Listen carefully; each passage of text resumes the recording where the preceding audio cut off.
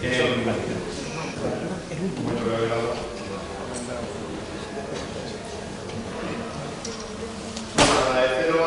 que me hayáis invitado otra vez. No sé si alguien escuchó en el acto que hicimos en Aluche, pero bueno, yo viví en este distrito, en concreto en Batán, durante unos cuantos años, cerca de aquí, ¿no? Vivía en una colonia en la que veo trabajadores del metro, ¿no? En las colonias que hay en Batán, principalmente habitadas por trabajadores que construyeron el metro en las ampliaciones de los años 70 y 80. La gran mayoría eran trabajadores y trabajadoras que emigraban a Andalucía, de Castilla-La Mancha, y que venían aquí. Y otra gran parte de mi barrio eran migrantes de nuevo tipo, gente que venía especialmente normalmente de Latinoamérica y que vivían ahí, se juntaban con el tercer sector, que éramos una serie de jóvenes que, como los alquileres estaban más baratos, íbamos a vivir ahí, gente como yo, que no somos de Madrid, sino que venimos, en este caso, de Castilla y León. No hay trabajo en Castilla y León para la gente joven, y terminábamos nuestra carrera y nos venimos para Madrid, ¿no? Hace muchos años. Por tanto, era un barrio donde vivir de una pensión, de un trabajo muchas veces que no teníamos contrato, o de una beca, era normal. Veníamos luego a Lucero, porque aquí, como había más gente joven y más sitios y tal, pues veníamos normalmente aquí. Y el grupo de amigos que todavía conservo eran mayoritariamente estudiantes de formación profesional o trabajadoras del sector servicios, ¿no? En el Carrefour de Aluche, en los días y demás. Esa es la realidad que yo vivía aquí, de un barrio, por tanto, de trabajadores y trabajadoras, que me gustaría saber, que me dijese, con esta radiografía, cómo lleváis la recuperación económica. Mal. Eso es porque ponéis poca fe. Ponéis poca fe. Tenéis que ver más el telediario, y si es Televisión Española y de la ley, mejor, porque ahí lo plantean muy bien. Hay una recuperación económica, que aunque aquí no lo sintáis, pero se siente. Con esto yo quiero decir, porque las intervenciones de Raquel y de Couso, que son dos personas aparte muy significadas en su compromiso militante, también muy preparadas, ¿no? Y no quería extender más el acto, pero sí quería por lo menos dejar una idea clara. El objetivo fundamental de los que mandan en estas elecciones es que nadie vote. Eso es el gran objetivo. Lo digo en muchos actos, ¿no? Vivimos en un país que, por desgracia, mañana nos pueden despedir sin ningún motivo. Tenemos el ejemplo de los compañeros de Coca-Cola, que llevo con orgullo su pegatina, y tener bien claro que estamos aquí por los que luchan. Así que no solo no el consumo, sino el apoyo directo al mundo. Estos compañeros cerraron su convenio laboral, fueron a su empresa, a su fábrica, un lunes, y el martes les habían dicho que lo cerraban.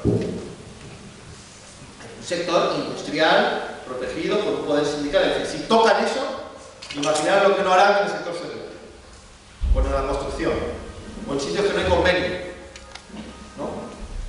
Vivimos en un país que, por desgracia, también nos pueden echar de casa en cualquier momento.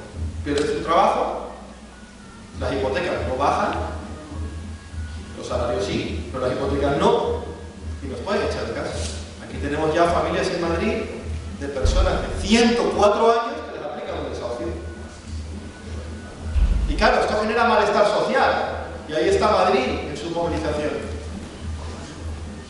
Pero lo que temen profundamente, aparte de una gran movilización, una huelga general, una marea, es que eso se convierta en voto de cambio.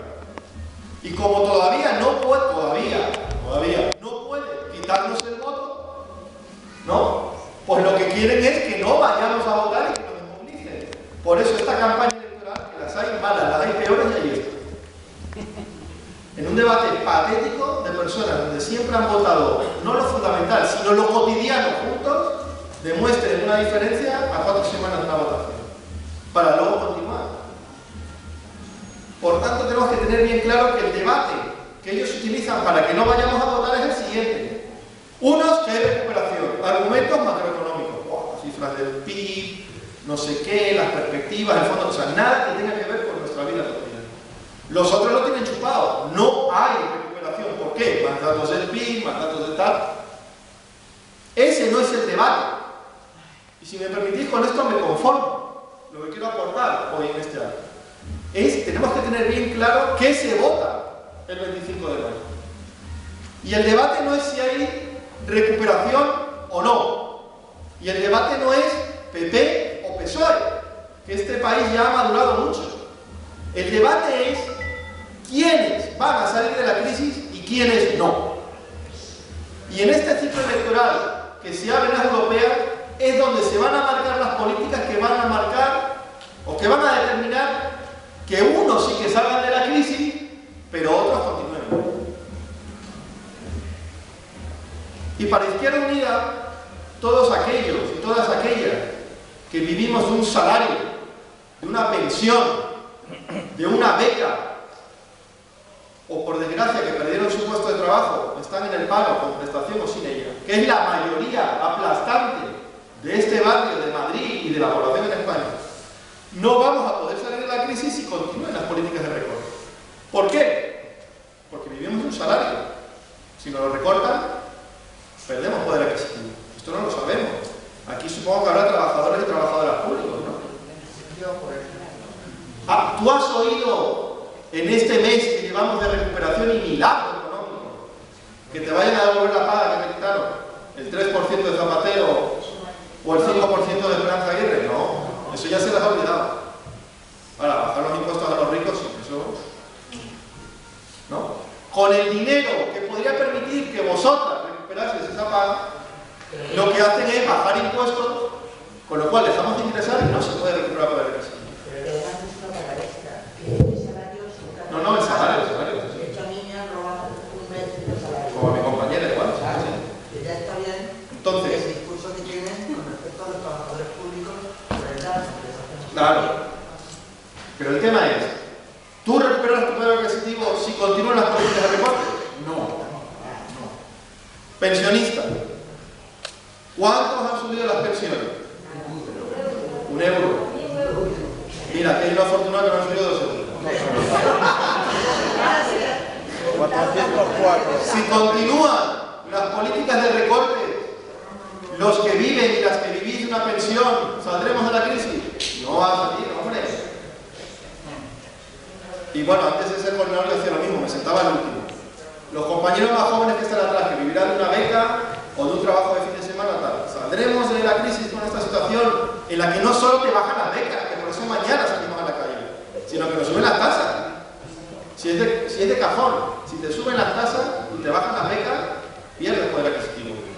¿El estudiante o la familia? Pero es que además yo soy trabajadora del servicio. Ahora voy a los servicios sociales. Y llevo ya mucho tiempo detectando mucho.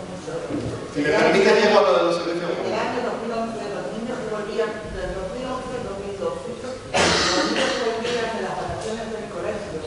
En el colegio ya se detectaba que iban faltos de... Sí, faltos de tal. Ahí quería llegar. Por tanto, para salir de la crisis, aquellos que viven un salario, una pensión, una beca, es decir, la mayoría del país, es fundamental acabar y superar con las políticas de recortes y de ajustes sociales. En eso estamos todos y todas, ¿no? ¿Cómo lo logramos? Hay dos caminos. Uno es ceder nuestra posibilidad de cambiar en torno a pensar que los que nos han recortado van a cambiar de opinión. Entonces, los recortes que empezaron en 2010 con Zapatero y que han continuado y se han profundizado en 2011 con el Partido Popular, podemos decir que frente al drama social cambiarán de opinión y dejarán los recortes. Eso es imposible. Diferencias hay, pero entender la política en torno a recortar salarios es el ADN de estos partidos. Lo llevan haciendo décadas. Lo que pasa es que ahora se ve más porque hay crisis económica, pero no van a cambiar. Por tanto, si el debate es quiénes salen y quiénes no, si continúan estas políticas, los que vivimos un salario no vamos a salir de la crisis. Y los que nos han metido en los recortes no van a cambiar de opinión. Por tanto, la segunda idea es, lo fundamental es impulsar un cambio político en nuestro país. Y fundamentalmente un cambio político allí donde más duros son los recortes, como es en Madrid. Porque recortes hay en todos los sitios, pero hay que buscar con una lupa en Europa para encontrar un gobierno, como el caso concreto de aquí cerca, donde se construye del Alzheimer y no se abre porque no hay presupuesto para contratar trabajadores. Pero sí hay suelo público para acceder a una iglesia. ¿Dónde están las prioridades de este gobierno? Está claro. O de una consejera, esto es que me remata, o una consejera que nos decía que como no había dinero, los profesores no consolidados en su trabajo se tienen que ir fuera. Hemos perdido 3.000 profesores y profesoras. Sin embargo, el cheque bebé sí se lo queda ahí, aunque gane 170.000 euros. Esa es la consejera Lucía Figar. Quedaros con su nombre porque nos la quieren colar como posible candidata, que va de bajada. Hombre, por favor, los medios para los que necesitan, ¿no? O que con 170.000 euros al año no llega a final de mes, como Esperanza Aguirre. Por tanto, el cambio político es fundamental para sacar adelante alternativas que hagan que los que vivamos un salario y una pensión sí que salgamos de la crisis. Porque no hay para todos. Puestos a elegir, elegimos lo que es lo mejor para la mayoría social. Y las minorías que ya tienen suficiente por sus herencias o sus negocios, que esperen. Y un cambio político, sobre todo en Madrid, donde los recortes han sido más duros. Pero un cambio político ¿para qué? Porque aquí ya todo el mundo habla de cambio.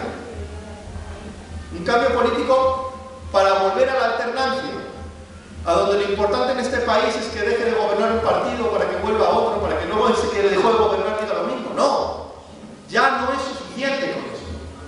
Lo fundamental es construir una alternativa. No es solo cambiar de gobierno, sino de políticas y de objetivos, y sobre todo de beneficiarios, que ya está bien, que siempre recorten a los mismos y el beneficio se lo llevan los vecinos. Por lo tanto, un cambio político en torno a una alternativa. Y tenemos desde la izquierda que combatir una serie de ideas. Una de ellas es que no hay alternativa económica posible. Es mentira. No es verdad.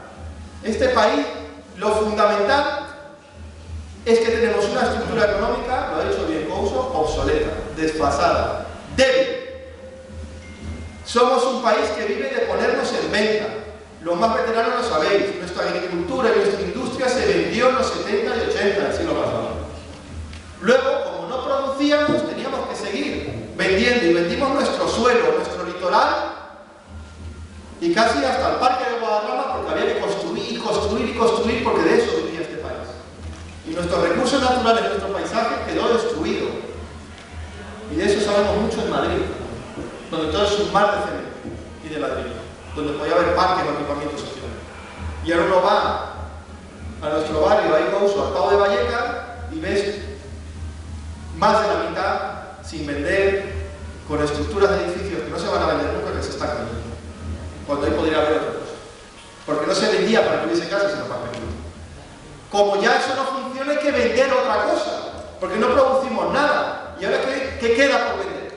Si no tenemos agricultura, si no tenemos industria, si ya no podemos vender suelo, ¿qué queda por vender? Nuestros servicios públicos. ¿Qué hace Florentino? Aparte de presentar la mano. No voy a entrar ahí, que sabéis que soy árabe, pero bueno. ¿Qué hace el presidente de una gran empresa de obra pública gestionando la mayoría de nuestras escuelas infantiles?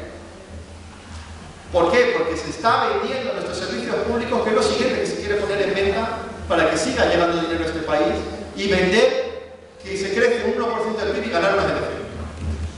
No podemos construir un país siempre en torno a vender y depender de fuera. Tendremos que cambiar una economía que mire desde dentro y que se dirija a superar los grandes problemas sociales que tenemos, medioambientales y territoriales. Entonces ahí ya sí podemos construir algo firme, porque podremos avanzar en una industria o en sectores productivos no especulativos y una industria de nuevo tipo, dirigido a superar los grandes problemas medioambientales. Energía renovable, reciclaje, bioconstrucción, la rehabilitación de nuestros barrios. Si es que venía por la carretera de Extremadura y veía donde eran mis casas cómo están cada vez peor, o nuestro mobiliario en los parques, o las casas nuestras, o por qué nuestros mayores, por todo lo que no han trabajado, por qué no podemos rehabilitar todas sus casas para que puedan tener mejor accesibilidad.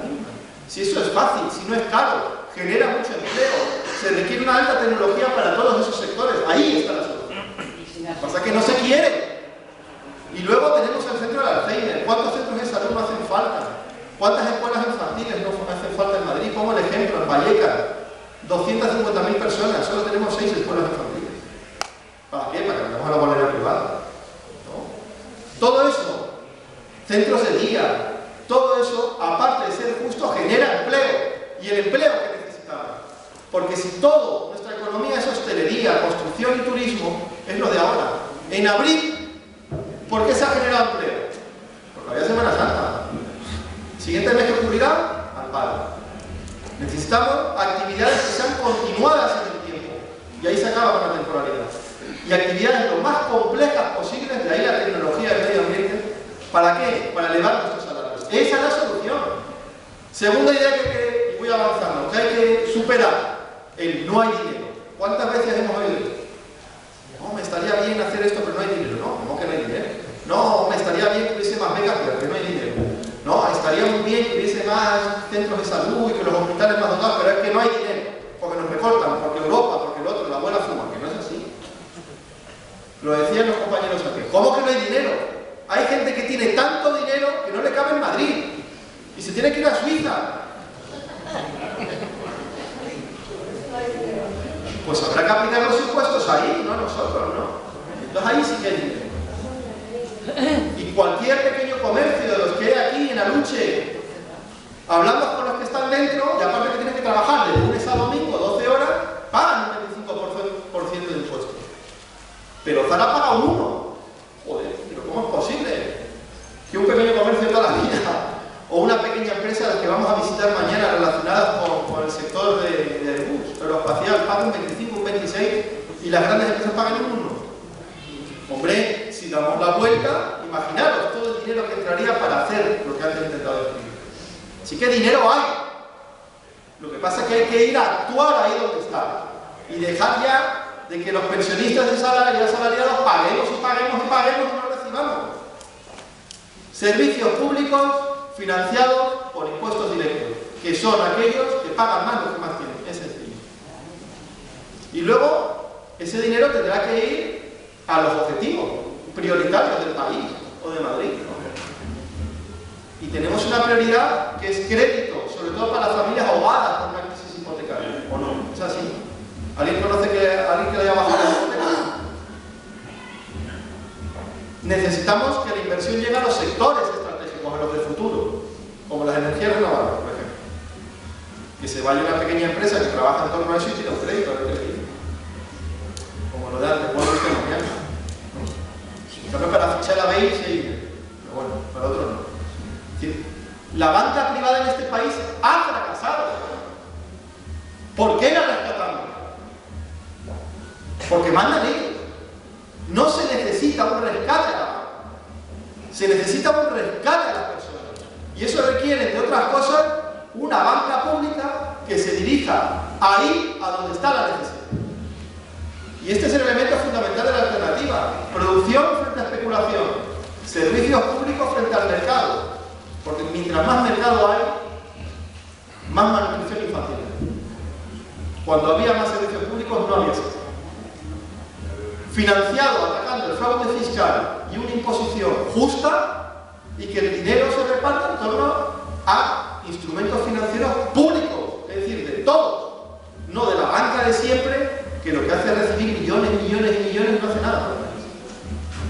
Esta alternativa podemos estar de acuerdo muchos y muchas, pero se requiera que volvamos a decidir nosotros. Y con esto voy terminando. Hemos sido gobernados durante sobre todo los últimos años al dictado de una carta que mandó el presidente de un Banco Central Europeo. ¿Alguien ha aportado una papeleta a ese hombre? Nadie. Pero se lo mandó a Zapatero. Reforma laboral, y lo que se va a cumplir el 10 de mayo, los primeros 10 grandes reformas. Baja las pensiones, el tema de los recortes a los funcionarios, etc. Pero luego llegó Rajoy, que decía, no, conmigo llegará el pleno empleo. Y llegó Merkel y le dijo, reforma fiscal al presidente, pero la reforma laboral. No, en estos momentos no mandan los ciudadanos, mandan los mercados, a través de una serie de instituciones que nos imponen una política que nadie quiere. Imaginaros que se lleve un referéndum a la población que diga, ¿está de acuerdo usted con recortar las pensiones? Al día que no. O imaginaros, ¿está usted de acuerdo en Madrid en privatizar pero para que ese poder vuelva otra vez a los ciudadanos, vuelva a la gente común, a la que vive de un salario día a día, y desde ahí decidir impulsar una alternativa, hay que cambiar la correlación de fuerzas allí donde se toman las decisiones. Tenemos que ser mayoría donde se toman las decisiones. Y tenemos que entender y tomar el voto como una continuación de las movilizaciones en Madrid. Cuando se convocaban huelgas generales, que nos decían, no va a ir nadie, 1 millón de personas. Cuando nos decían, en la marea verde y después en la blanca, no vayáis, que no se va a lograr nada, 6 hospitales que no se han logrado privatizar, o gracias a las movilizaciones, el euro por receta se lo tuvieron que tragar. Y cuando nos decían, ya con la reforma laboral, las huelgas van a fracasar. Y esto Raquel sabe mucho, pues aquí les hemos ganado varias huelgas a los empresarios, que lo único que aportan es bajar 45, 49 o 52% de los salarios de sus trabajadores. Y se la tuvieron que tragar. Pero estos avances que hemos logrado a punta de movilizaciones en Madrid pueden ser reversibles. Imaginaros que los que salgan a las urnas dentro de 2 semanas sean que han ganado los de siempre. La conclusión clara es seguir apretando. Tenemos que dar ya una señal. Y decía que tenía 2 ideas. La primera es, lo que se vota es quién sale de la crisis. Y lo segundo, que el cambio comience en los europeos. No después. Tenemos que desde ya lanzar señales que Madrid quiere cambiar. Que no quiere estar en manos de los de siempre. Que no queremos votar a gente que dice una cosa y pacta el 135 2 semanas después. Y que ese cambio es posible porque ya hay una alternativa. Y que el voto es fundamental, entendido como un apoyo a la movilización. Lo demostramos en Madrid, salir a la calle sirve. Y en Madrid estamos demostrando que votar también. Y en Madrid puede ser, junto con Syriza en Grecia, el gran salto electoral de la izquierda. Estamos a punto del cambio. No tienen mayoría absoluta. El bipartidismo puede ser derrotado también en Madrid. Podemos cambiar la correlación tradicional de los partidos. Hacer algo nuevo. Madrid construyó el 15M, las mareas, las grandes huelgas, y también vamos a protagonizar el cambio. ¿Y el cambio para qué? Para que Madrid deje de ser del paro, de la privatización, de la corrupción, por un Madrid del empleo, de los servicios públicos y la democracia, compañeros. Y ese cambio viene ¿de dónde? De los barrios, de la periferia, del mundo del trabajo, de todos los que estáis y las que estáis ahí, de la gente humilde, sencilla, que va a su trabajo, que se levanta por la mañana a trabajar y vuelve, la de siempre, la que permitió ganar a la privatización de la sanidad. Y por eso yo llamo aquí que tenemos 2 semanas. Es fundamental salir a la calle, la mesa de propaganda, el cartel, el boca a boca, el díptico, el acto en la calle. ¿Os acordáis el 22M cómo fue? Iba a ser un fracaso porque no salía en la prensa. Iba a ser un fracaso porque no se veía.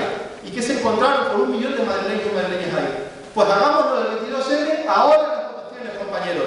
El cambio está en los barrios, vuelve el poder a donde nunca debe haber salido, que es los trabajadores y en la gente humilde, que es la que construye el país y la riqueza. Muchísimas gracias, hasta la victoria siempre y adelante.